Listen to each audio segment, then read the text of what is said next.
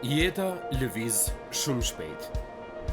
Por apo ju çon aty ku ju doni që të shkoni? Ju mund të kaloni vite duke kërkuar diçka që nuk e keni dhe të përfundoni aty ku nuk do doni të ishit. Duke eksploruar atë që bota na ofron, shpeshherë gjejmë asgjë. Megjithatë, udhëtimi juaj përmes kryqëzimeve dhe kthesave të kësaj bote nuk ka pse t'ju çojë në një shteg zhgënjimi dhe dëshpërimi. Më lejoni t'ju tregoj se si të ndërmerrni udhëtimin e jetës. Është një aventurë me Perëndin si udhëheqësin tuaj, aty ku do të zbuloni paqen, qëllimin dhe fuqinë që keni kërkuar. Është një udhëtim me bekime të papërfytyrueshme. Por ja se cila është pjesa më e mahnitshme. Me Perëndin, ju tashmë keni çdo gjë që ju nevojitet për udhëtimin e jetës. Jo gjysmën e atyre që ju duhen, ose shumë nga ato që ju duhen. Perëndia ju ka dhënë çdo gjë që ju nevojitet. Perëndia nuk ka patur kur qëllim që ju të pengoheni në rrugën tuaj gjatë ecjes së përditshme dhe padyshim, jo që të udhtoni të papërgatitur drejt sarmës. Prandaj ku doni të shkoni? Është koha të shpaketoni gjithçka që Perëndia ju ka dhënë. Zbuloni se si jeni pajisur për këtë udhtim dhe se si të jetoni me siguri, sepse ju, miqtë e mi, keni çdo gjë që ju nevojitet. Përshëndetje, unë jam David Jeremia. A ndjeni të kufizuar në besimin tuaj? Ju duket sikur potenciali juaj shpirtëror po përcaktohet nga problemet dhe rrethanat tuaja? Edhe pse aspironi që të jetoni një jetë të krishterë, a ju duket sikur vetë jeta po ju pengon që të jeni ashtu siç e dini se duhet jeni?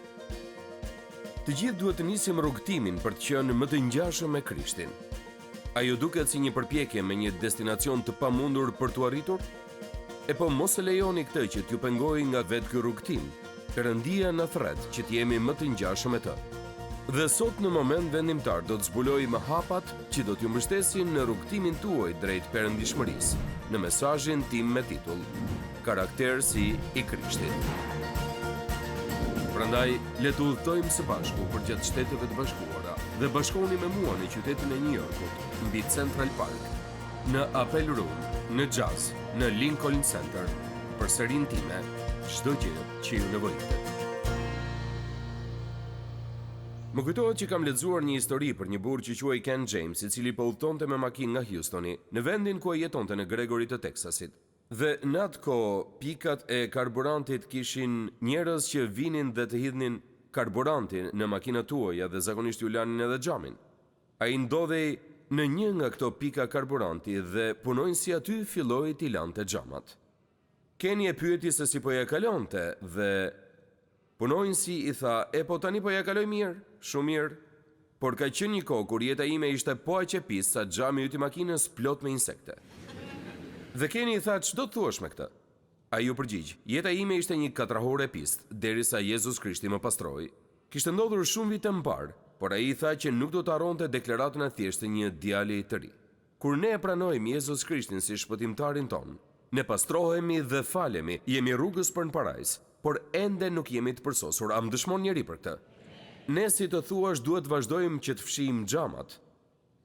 Të rritesh në perëndishmëri është një proces i gjatë sa jeta. Unë kam 50 vjet në këtë proces dhe ndonjëherë më duket sikur nuk kam filluar akoma. Dhe këtë po na thot dhe Pietri në këtë pasazh fantastik që po studiojmë sot. Ju kujtohet se si hapet paragrafi? Duke qenë se fuqia e hyjnore na dhuroi të gjitha gjërat që i takojnë jetës dhe perëndishmërisë. Vini re këtë fjalë, Perëndia na ka dhënë tashmë çdo gjë që na nevojitet për një jetë të perëndishme. Nuk mund të bëjmë asgjë për të shkuar në parajs, nuk kemi asnjë lloj vepre të mirë për t'i ofruar Perëndisë. E vetmja mënyrë për të shkuar në parajs është me anë të hirit, nëpërmjet besimit. Nuk mund të shkojmë në parajs duke bërë gjëra të mira. E dini pse? Sepse për të kualifikuar duhet jemi të përsosur. Duhet të merrni 10 në çdo gjë. Askush nuk mund ta bëjë këtë.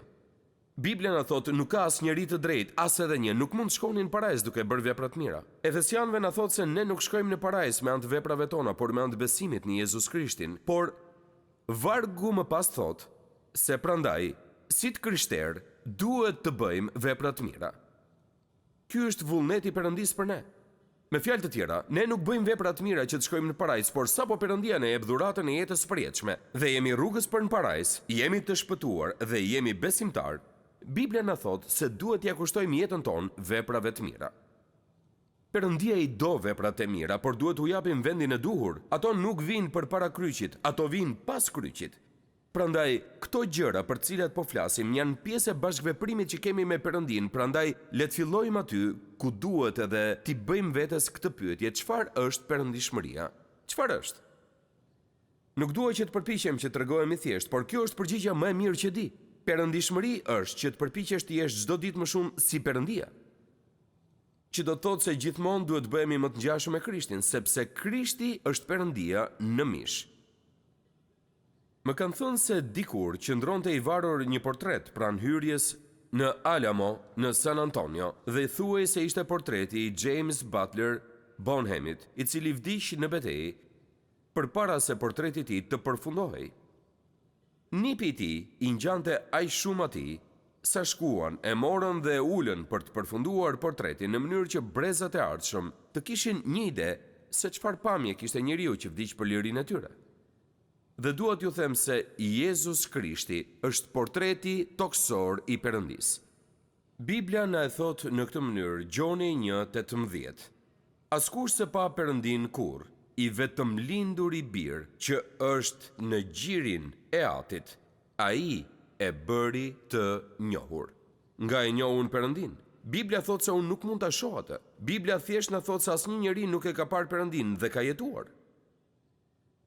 Por Perëndia na e ka zbuluar veten duke dërguar birin e tij, Jezus Krishtin, i cili është personi i dytë i Trinitetit, Perëndia në mish. Dhe Jezus Krishti zbriti këtu në tokë për shkak të dashurisë që Perëndia kishte për ne. Jo vetëm që të vdiste në kryq, por që të jetonte në këtë tokë për gjithë ato vite. Ai erdhi këtu dhe na tregoi ne se si do të jetonte Perëndia po të ishte këtu, sepse Jezusi ishte Perëndia dhe ai ishte këtu.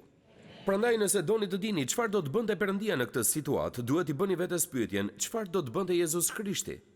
Studioni Krishtin dhe do të zbuloni si punon Perëndia. Ashtu si Jezus Krishti na e zbulon ne Perëndin, Perëndia na ka dhënë ne përgjegjësinë që t'u zbulojmë Jezus Krishtin të tjerëve. Ne duhet të jemi si Krishti. Këtë kuptim ka të jesh i perëndishëm, që të tjerët të shohin Perëndin në jetën tonë. Amen.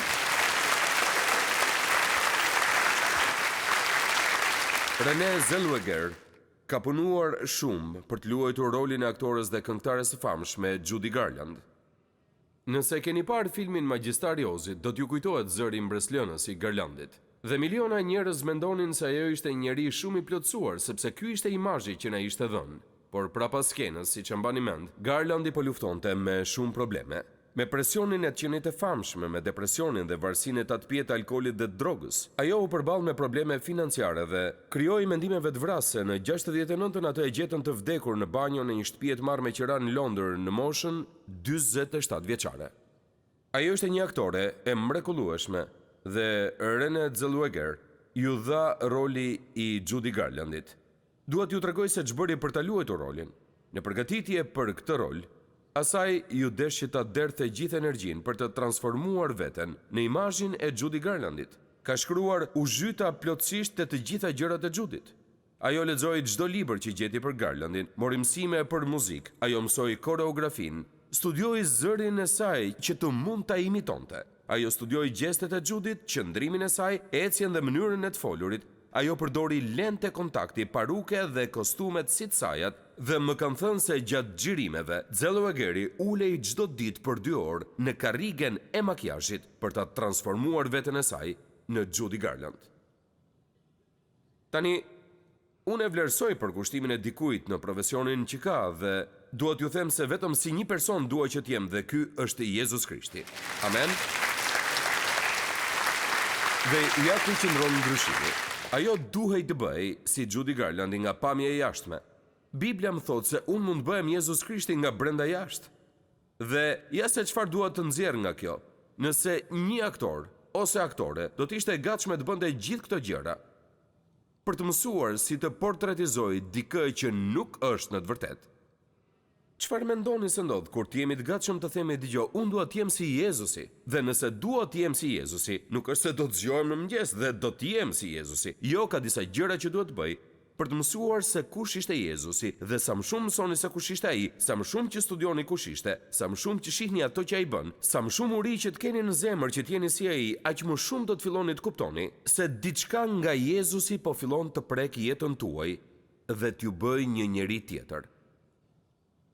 Pra, duhet që ta zhysim veten në gjithë gjërat e Jezusit apo jo? Ashtu si ajo e zhyti veten në gjërat e Xhudit, ne duhet ta zhysim veten në të gjitha gjërat e Jezusit. Ne duhet të lexojmë gjithçka që mundemi për Jezusin në Ungji. Aty do të mësojmë për të. Duhet që të vazhdojmë të lexojmë fjalën e tij gjatë gjithë jetës sonë, duhet të mësojmë se si eci ai, si bisedoi ai dhe se si ai foli. Dhe tek 1 Pjetri kapitulli 2, Biblia na thot se Krishti vuajti për ne, tani më dëgjoni pak, duke na lënë ne një shembull. Si mësojmë ne për Krishtin, ai vuajti dhe vdiq për ne, ai na la një shembull dhe na thot se ai e bëri këtë që ne të ndiqnim hapat e tij. Si të bëhemi ngjashëm me Perëndin, po nuk mund të bëhem si Perëndia aty në kuptimin se nuk e di se si, por Perëndia atë më ka dhënë mua një panoram të bukur të vetes në Jezus Krishtin. Prandaj nëse dua të bëhemi ngjashëm me Perëndin, duhet të studioj si të bëhemi ngjashëm me Krishtin. Pra drejt për drejt, perëndishmëria bëhet ngjashmëri me Krishtin. Në veçanti tek 1 Pjetri kemi një paragraf ku thuhen 3 gjëra që dua t'i ndaj me ju, që lidhen me atë që do të thotë jesh si Krishti, çfarë do të thotë ta ndjekësh atë dhe çfarë do të thotë kesh një dëshirë për perëndishmëri në jetën tonë. Dhe dua t'ju a lexoj, por mos u shpërqendroni, do të kthehem dhe do t'ju a shtjelloj. 1 Pjetri 2:9 deri 12. Por ju jeni fis i zgjedhur, priftëri mbretërore, një komb i shenjtë, një popull i fituar, që të shpallni mrekullitë e atij që ju thirri nga terri në dritën e tij të mrekullueshme. Ju që dikur nuk ishit një popull, kurse tani jeni populli i Perëndis, ju dikur të pamëshiruar, por tani të mëshiruar, shumë të dashur, unë ju këshilloj si të huaj dhe shtektar, të ishni dorë nga lakmit e mishit që luftojnë kundër shpirtit. Silluni mirë ndër jo hebrejt, që aty ku do t'ju paditin si keqbërës, të përlëvdojnë Perëndin ditën e ardhjes së tij, për shkak të veprave tuaja të mira. Tani ndërsa e shtjellojmë këtë paragraf, si fillim dua që t'ju flas pak për mënyrën si e shqyrtojmë identitetin ton përpara Perëndis, dhe këtu fillon gjithçka. Tek 2 Pjetrit 2:9, Perëndia na tregon diçka për veten ton që mendoj se duhet ta përsëritim shpesh në këtë kulturë në cilën nuk ka dhe aq shumë vetbesim tek shumë njerëz. Dëgjoni pak këtë, nëse jeni krishterë, këtë nuk duhet ta harroni kurrë. Perëndia ju thot se ju i përkisni atij. Ai ju thot se jeni njeriu i tij i veçantë. Perëndia ju ka krijuar si një person të veçantë, për të Biblia na thot se nuk i përkasim vetes, por ne jemi blerë me një çmim. Nëse jeni të krishterë sepse jeni një person i veçantë për Perëndin. Perëndia ju krijoi, ju jeni unik ndryshe nga kushdo tjetër, ju keni një qëllim të veçantë, Perëndia ju ka vendosur këtu për një arsye, dhe kur e zbuloni se cili është ky qëllim, atëherë mund të filloni të jetoni vërtet. Por ju nuk mund të jeni të krishterë dhe të besoni atë që disa njerëz e quajnë teologjia e krimbit. Unë jam thjesht një krim, jo nuk jeni të tillë, ju jeni një krijesë e Perëndis dhe ju jeni një person i veçantë për të. Pra nuk mund të heq nga mendja fuqinë që fshihet pas frazës së Pjetrit. Si të krishterë, Pjetri na quan njerëz të veçantë të Perëndis. Më lejoni t'ju them se Pjetri nuk po u shkruante një grupi njerëzish elitar. Këto letra nga Pjetri u shkruan për besimtarët e shpërndar që ishin larguar nga judaizmi dhe po vuanin shumë për shkak të besimit të tyre të ri. Disa prej tyre ishin sklever, shumë të tjerë analfabet, të tjerë të smur dhe të moshuar. Por Pjetri u thot atyre, jo, ju jeni të veçantë, ju jeni njerëzit më të veçantë në tokë. Të veçantë nuk janë fisnikët dhe ata të shtresës së lartë, por jeni ju. Ju jeni njerëzit e veçantë të Perëndis, që të shpallni për lëvdime për atë që ju nxorri nga errësira. Kam lexuar se ky mësim ishte një ndihmë e madhe për një zonjë që quhej Janet McHenry. Ajo flet për grupe grash në të gjithë kombin. Ajo ka thënë, kur nuk jam ndier e veçantë. Nuk kam qenë fëmia më i zgjuar në klasë, gjithmonë ka qenë dikush më i zgjuar se unë. Unë nuk isha më sportivja, mora pjesë vetëm në një garnoti dhe dola e treta nga 3 konkurrent. Ajo thot, kur nuk kam menduar se jam të rejse. Për që në rëndësishme në këtë botë, mora një rol drejtues për të fituar respektin e të tjerve, dhe kur isha në vitin e fundit në gjimnaz, kandidova dhe fitova 6 poste përfshirë senatoren e klasës sime. Pastaj shton mendoja se do të lija shenjë duke bërë gjëra dhe me që nuk isha si të tjerët, unë thjesht bija në sy nga gjërat që mund të bëja.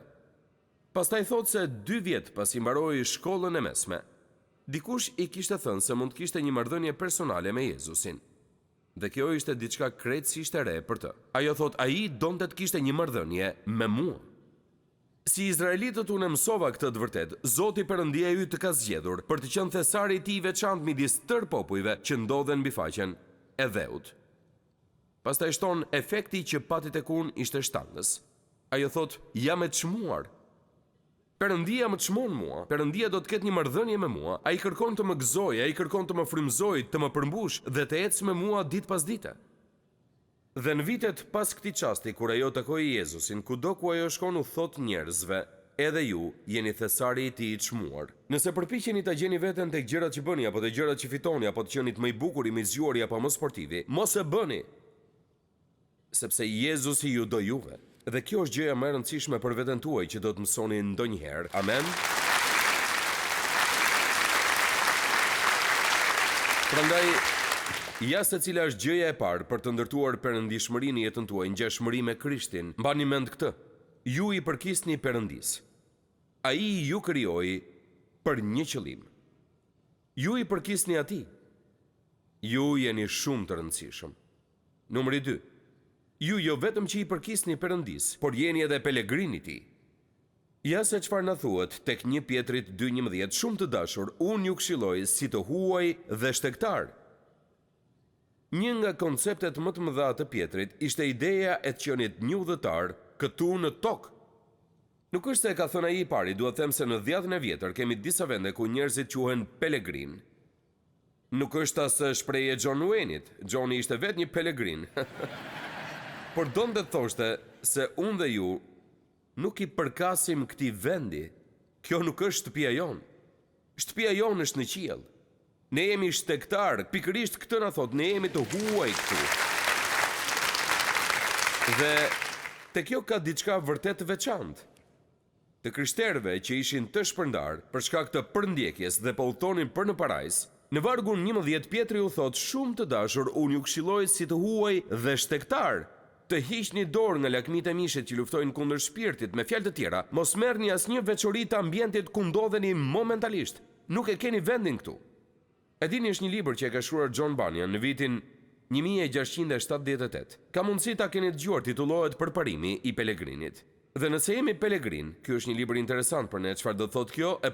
Ky libër flet për historinë e një njeriu të quajtur Kristian, që ishte në një pelegrinazh nga çasti kur u bë krishter e deri në parajs. Dhe mbas e dini që Bunyan I këtë libër e shkroi ndërsa ishte në burg. Kjo histori është e shkruar në anglishtën e vjetër, prandaj do të hasni pak vështirësi ta lexoni, por na tregon për të gjitha ato gjëra të mrekullueshme që I ndodhen. Ai e dorëzoi barrën e tij në Kalvar dhe filloi të udhtonte për në parajs, që ai e quajnë qyteti hyjnor.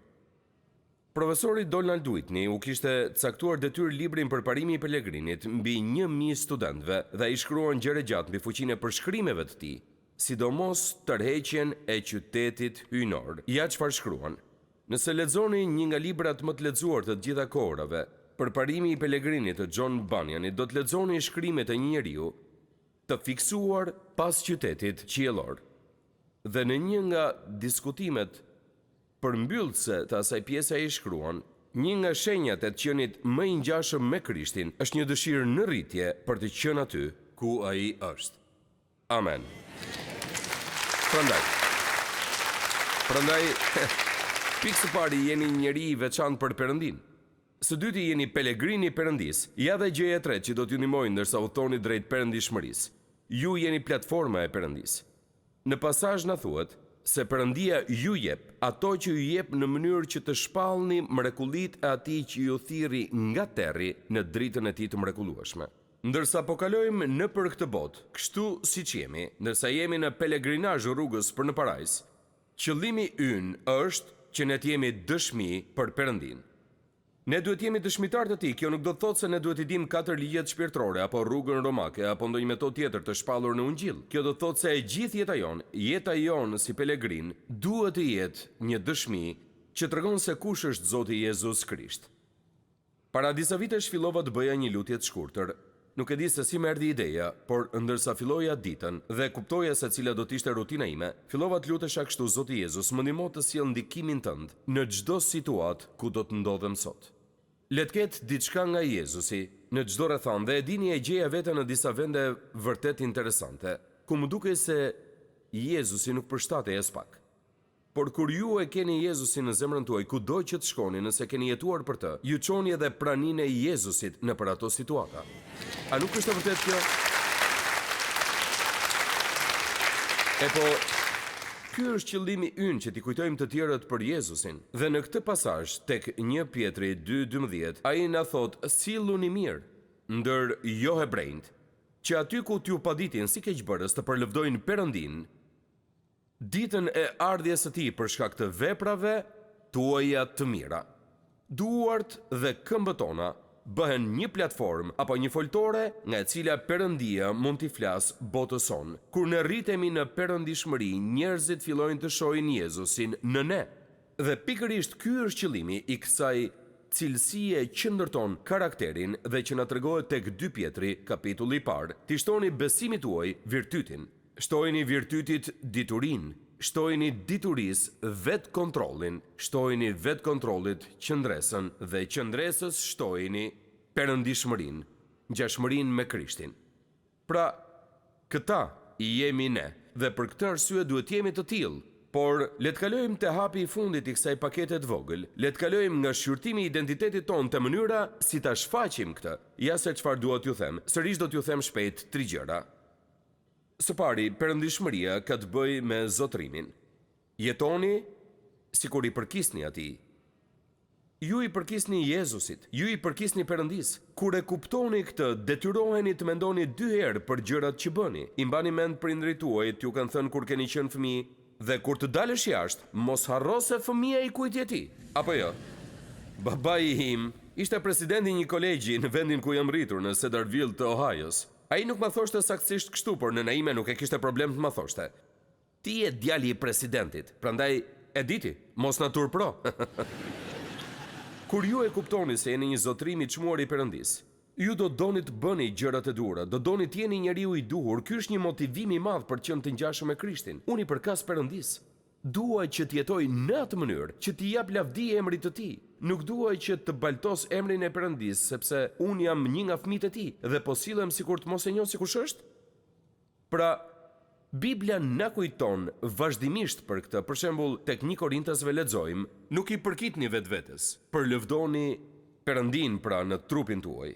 Romakëve 1:6 thot: "Ju jeni të thirrur nga Jezu Krishti, të thirrur shenjtor." Romakëve 14 na thot: "Sepse edhe nëse rojmë për Zotin, edhe nëse vdesim për Zotin, pra edhe po të rojmë ose të vdesim, të Zotit jemi. Ne i përkasim atij." Më kujtohet që kam lexuar për Mike Ruffin, i cili kujton kur për herë të parë në jetën e tij u ndje sikur nuk i përkiste asgjëje. Ai ishte 14 vjeç dhe i dashuruar për herë të parë. Kur e dashura e tij e la, ai u ndje i shkatruar, ai qau në mënyrë të pakontrolluar dhe trishtimi i tij u rrit kur mori vesh se ajo ishte ndarë prej tij, sepse ai nuk jetonte në një lagje të mirë. Nuk isha mjaftueshëm i mirë për të. Ishte një kujtesë e dhimbshme se isha bërë pjesë e një grupi të cilit nuk i përkisja. Kur nuk do të harroja të ndjesi, thot ai. Sot njerëzit e kanë humbur ndjesinë e përkatësisë. Bota është fragmentarizuar me popullsi të tëra që zhvendosen nga vendet e tyre. Dua të them se nuk mund ta përfytyroj dot vuajtjen dhe dhimbjen që sjellë gjitha kjo. Kombi ynë është i ndarë, duke lënë shumë njerëz të ndihen si viktima. Familjet tona janë të shkatruara duke i lënë njerëzit të shkëputur, dhe në të njëjtën kohë, mediat elektronike dhe të ashtu quajturat rrjetet sociale na kanë ndarë edhe më shumë me njëri tjetrin. Ne jetojmë në një botë ku miliona njerëz nuk e kanë ndjesinë e përkatësisë.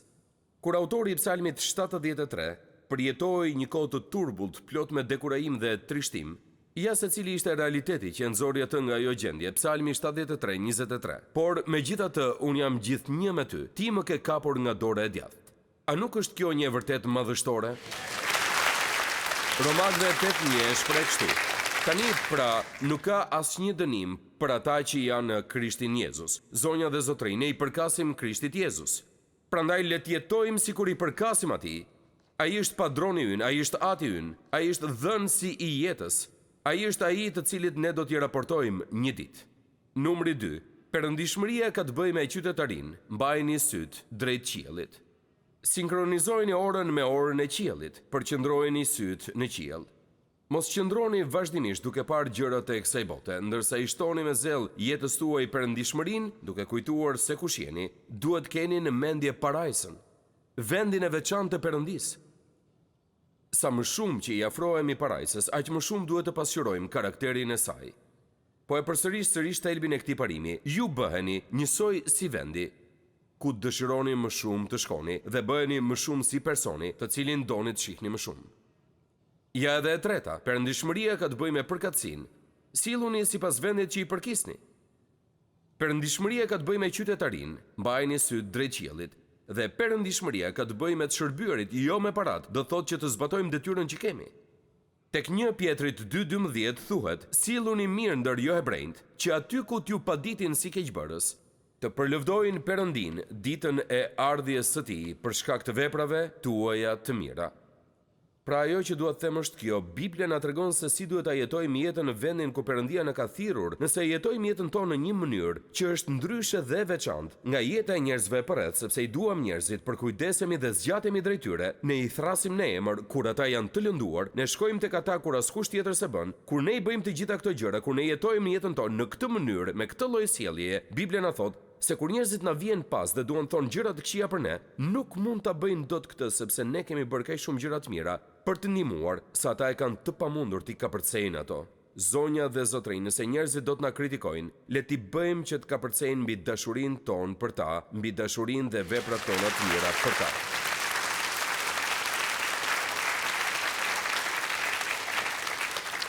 E po kjo është pra, çfarë do të thotë të jesh i perëndishëm? Së pari do thot të dim se kush jemi. Ne i përkasim Perëndis, ne jemi një person i veçantë për të. Dhe së dyti, do thot të jesh pelegrin, ne nuk do të qëndrojmë këtu për gjithmonë. Ne jemi këtu vetëm për atë periudhë të shkurtër që Perëndia na ka dhënë në këtë tokë. Ndërsa jeni këtu si pelegrin, nderojeni atë dhe bëhuni platforma e tij për t'i kënduar për lëvdime emrit të tij dhe me anë të veprave tuaja të mira nderojeni me jetën tuaj. Nëse mendoni se nuk keni çfarë të punoni mbi këtë, nuk e kam bërë mirë punën time. Të gjithë ne jemi në këtë proces dhe të gjithë ne mbajmë shënime në zemrën tonë. Kjo do të më bëjë mua një njeri më të mirë, ndërsa ecim me Zotin. Amen.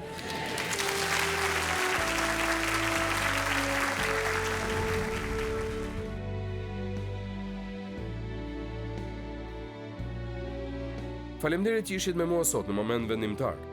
Sa më shumë që e studiojmë shkrimin, aq më shumë arrim ta kuptojmë që Perëndia ynë i dashur dëshiron të ketë një marrëdhënie personale me gjithë secilin prej nesh. Nëse ju do të doni të filloni një marrëdhënie me të dhe të siguroheni që do të kaloni përjetësinë me të, duhet të pendoheni për mëkatin tuaj dhe t'i kërkoni Jezus Krishtit që të bëhet Zoti dhe shpëtimtari juaj. Nëse sot e keni marrë këtë hap besimi, ju inkurajoj që ta ndani vendimin tuaj me të krishterë të tjerë në një shërbes të besueshme apo të një kishe zonës, dhe që të vazhdoni të rriteni në besimin tuaj. Perëndia ju bekoft. Pres me padurim që të shihemi herën tjetër këtu në moment vendimtar.